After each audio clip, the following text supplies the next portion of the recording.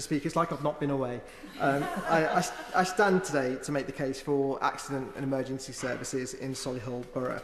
Ever since I was first elected in 2019, through COVID to now in 2025, I've campaigned for better health resources in my constituency and across Solihull Borough. Like many across the country, I'm grateful for the National Health Service. Indeed, I owe my life to the NHS. Having fallen seriously ill as a child at the age of 3, it was an NHS doctor who saved my life after my parents had been told that I had mere hours to live, and it was NHS nurses who cared for me. When my children were born, it was NHS nurses who delivered them and NHS doctors who cared for them and for my wife. And of course, I, like many of my constituents, am ever grateful for the NHS staff who were on the front line during the pandemic in, one can only imagine, the most difficult of circumstances. So I'm proud to stand up for the NHS, and I'm proud to stand up for the NHS in my constituency of Meriden and Solihull East.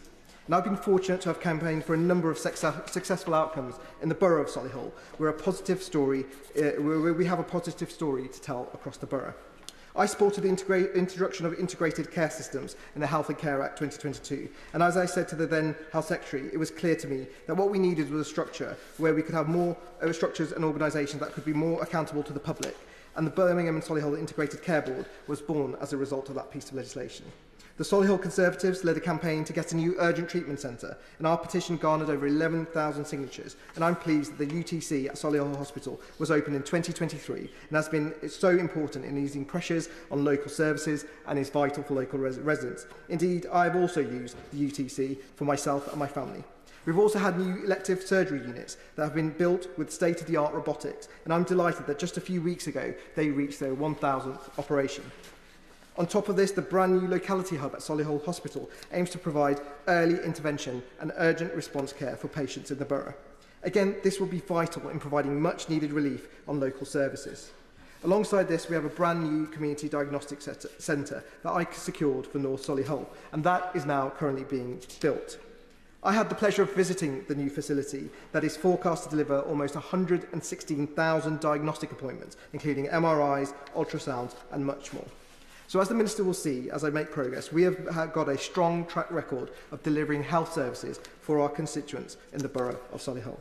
But if there is one thing that is lacking, it is clear when I talk to local residents in my constituency that Solihull Borough needs accident and emergency services.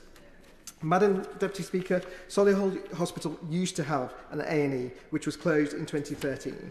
A recent write-up of my campaign by the Solihull Observer correctly identified, saying that historically Solihull did have an A&E department, but in 2013 hospital bosses admitted that there had not been a full and proper A&E for many, many years, spanning over decades, with A&E services dwindling bit by bit over 2 decades. And as the Minister will note from my speech, things have seriously changed. Solihull Hospital, first of all, is thriving. And I'm pleased that there's been a collective recognition that Solihull Hospital must be nurtured and it must be preserved. However, Solihillians in need of medical treatment or help with broken bones, sprains, cuts, stomach pains, rashes and minor burns can always book an appointment at the urgent treatment centre that I spoke about at the Lode Lane Hospital. But anything more serious, residents are redirected to Heartlands Hospital in Bawdsley Green. At any given time, that journey, I will give way. Thank you. I'm very grateful to him for giving way, and may I congratulate him on securing tonight's debate. I draw attention to my register of interest and my background in the GMB trade union, which represents ambulance workers at West Midlands Ambulance Service. Does he agree that during a very difficult winter period, ambulance staff did endure an extremely difficult time, and we should all pay tribute to their professionalism during that extremely difficult winter period?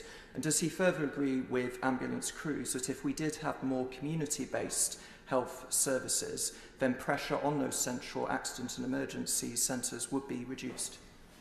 Well, thank you, Honourable Member, for that point. I think it makes a very important point. Every winter we see the strain on our health services, and of course all our professionals and the hospitals and the ambulance services made a very important contribution, and they always do. I think the second part of his question, though, is really a question for the government, and I will start to talk about that a little bit more in terms of what is the future vision for my constituents and, of course, his constituents too.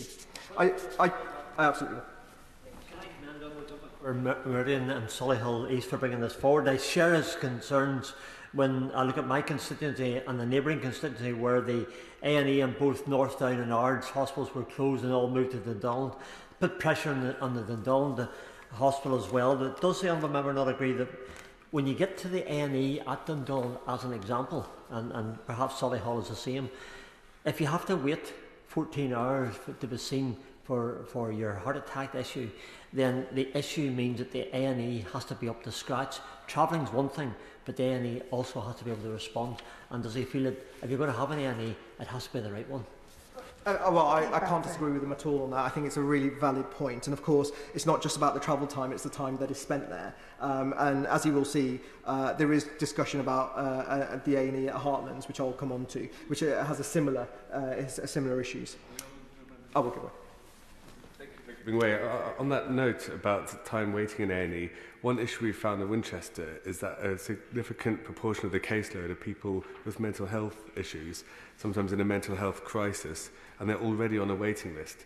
And with mental health waiting lists sometimes hitting 18 months to 2 years from being referred for the specialist sort of treatment that you need, it's putting a huge amount of pressure on our A&E departments and takes a huge amount of resources to deal with mental health crises.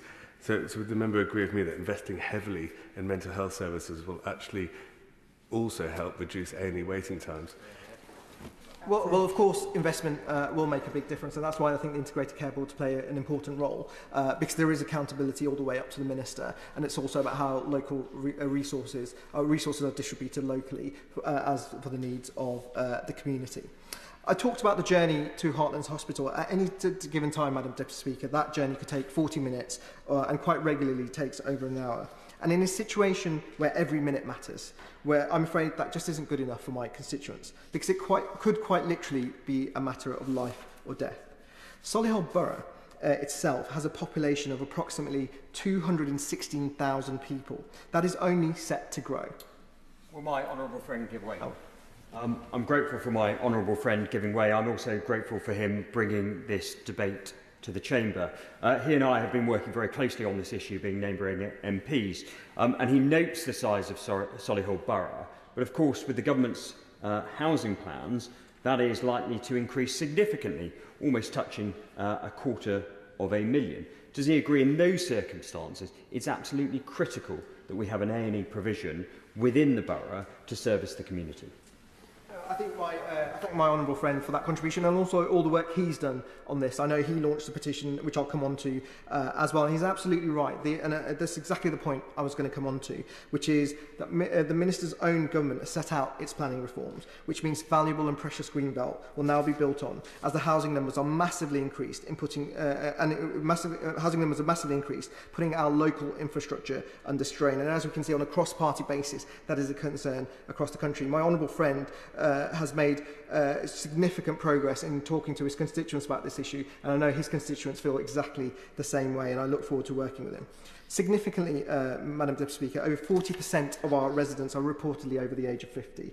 And as we go through this especially cold winter, as the member for Northfield said, we all remember that winter is not only a challenging time for the NHS, it's also incredibly difficult for our constituents. And cold and flu cases are at their peak and place additional pressures on the NHS. And every Christmas, there's a timely reminder that we're in desperate need of an A&E at Solihull. So I'm really grateful that I've been able to secure this debate early into the new year. And in addition, and while today I won't focus on social care, I can assure the Minister at some point I will return to that topic in the future. I simply make the point that kicking the can down the road on issues like social care will cause further anxiety to my constituents and exacerbate the strain on our hospitals. And all governments of all ilks need to deal with the issue of social care. The government's response does not deal with it, nor does it deal with the issue of the ageing population that we have across the country, especially in my constituency, like Meriden and Solihull East. And the long-term social care issues on our local NHS are made far worse when the fact that there's an average of 14% more attendees at A&Es nationally than there were 10 years ago, which means that more people are now facing longer waiting times. As of August 2024, 65.4% of patients at Birmingham Solihull ICB spent less than 4 hours in major A&E departments, which is markedly below the NHS's target of 95%. So I hope the Minister might be able to comment on what her further thinking is in terms of getting that number up. And I think I've adequately set out already, but it's worth repeating. Residents in my borough have to travel to different areas to access A&E services. And given the size of the local population and the likelihood that demand for emergency services will only increase further, it is obvious that Solihull residents need to be supported by dedicated A&E services. This is because the dedicated A&E in Solihull Borough will take pressure off other A&E departments, lowering waiting times across the whole area for the benefit of thousands of people in the West Midlands. Can the Minister give any indication as to whether she's considered these arguments in previous correspondence that I and my honourable friend, the member for Solihull West and Shirley, has had with her? Moreover, my constituents and I are very concerned that this issue will become increasingly pressing because of the government's planning changes and the potential changes to the national policy planning framework. And if the government were to achieve the objective of removing consent from local people, the demand for local infrastructure will go up, from schools to roads and to health services, which will inevitably become unsustainable. Now, I launched my petition in May last year to restore A&E services to Solihull Hospital. I can confirm to the Minister, I did not know there was going to be a general election called a week later, and within a week we had about 1,000 signatures. I've had about 1,600. I looked to my honourable friend, I think he's had a similar amount, so we're reaching over 3,000 residents who've supported our campaign, and the petition remains open on our websites for further support. And I want to assure my constituents in Meriden and Solihull East that I will not falter and waver in my resolve to see this campaign through. And look, let me help the Minister on this. I understand that these kind of projects don't happen overnight, but surely the Minister will agree that a case like this has to be looked at. There has to be a long-term vision, a long-term plan where we can start to deal with the issues such as increased population, which are clearly coming down the road. And when my honourable friend and I wrote to the Minister in November, we outlined these arguments for the enhanced healthcare provision for Solihull Borough. We were disappointed with the Minister's response, which failed to cover some of the assertions that we wanted, which is why I put in for the adjournment debate.